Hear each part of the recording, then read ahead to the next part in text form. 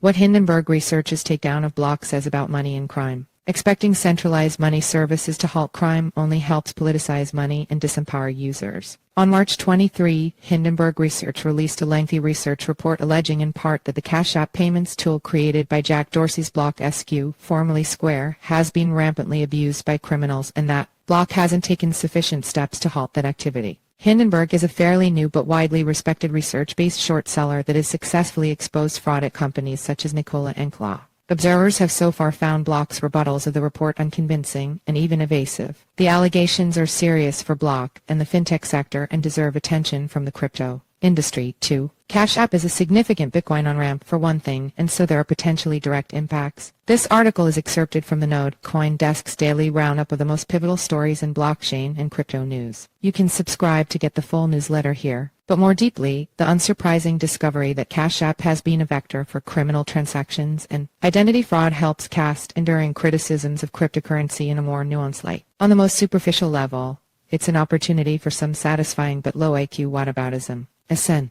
Elizabeth Warren DeMass moves to assemble her anti-crypto army. Is she equally concerned about fraud and crime facilitated by traditional financial services? The bank Credit Suisse CS not only just blew up because of its risk-loving ways, but also because it facilitated torture, drug trafficking, money laundering, corruption, and other serious crimes, according to accusations. These are fun points to make. But as I said, whataboutism is an entry-level critique for crypto advocates. Malfeasance somewhere else doesn't excuse it in your own backyard. Instead, the Block allegations, like the persistent endemic corruption at major banks, should invite deeper consideration of the relationship between money, control, and profit. Cryptocurrency reshapes the trilemma. Cash App, like most banks and corporate-owned payments processors, has accepted substantial responsibility for policing its customers in exchange for the right to generate a profit from processing payments. See also, Hindenburg Research offers $1M reward to uncover tethers backing the Hindenburg allegations drive home the deep conflict of interest inherent to this dynamic. Whether or not it was a conscious, deliberate strategy on the part of Cash App, using the app for illicit transactions did, in whatever small way, feed into its bottom line. This is even more obvious and direct when banks cater to criminal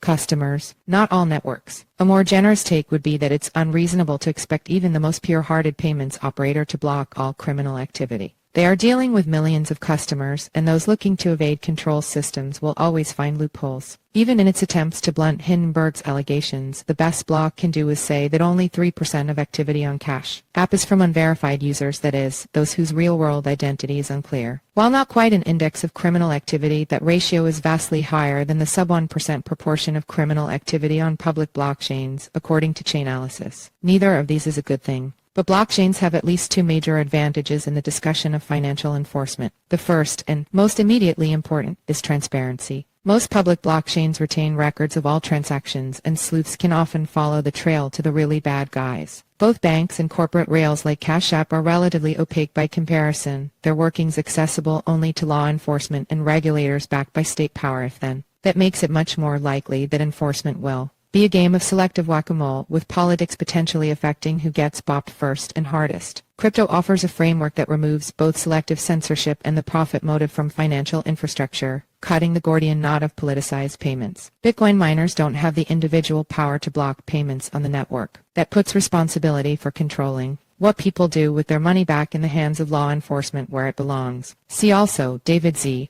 Morris in Defense of Crime opinion. It's unsurprising that authorities aren't fans of this increased responsibility, preferring to have convenient middlemen to lean on. A more mature society would acknowledge that in a capitalist and digital age, open access to digital payments is a human right on par with free speech. So far, that argument has held the most sway when it benefits the already wealthy and powerful. Our civilization has faced struggles in reshaping itself around freedom of speech since the concept arose alongside the printing press, but there's little doubt we're stronger and happier for it. With time, freedom of payments will prove itself just as empowering for us all.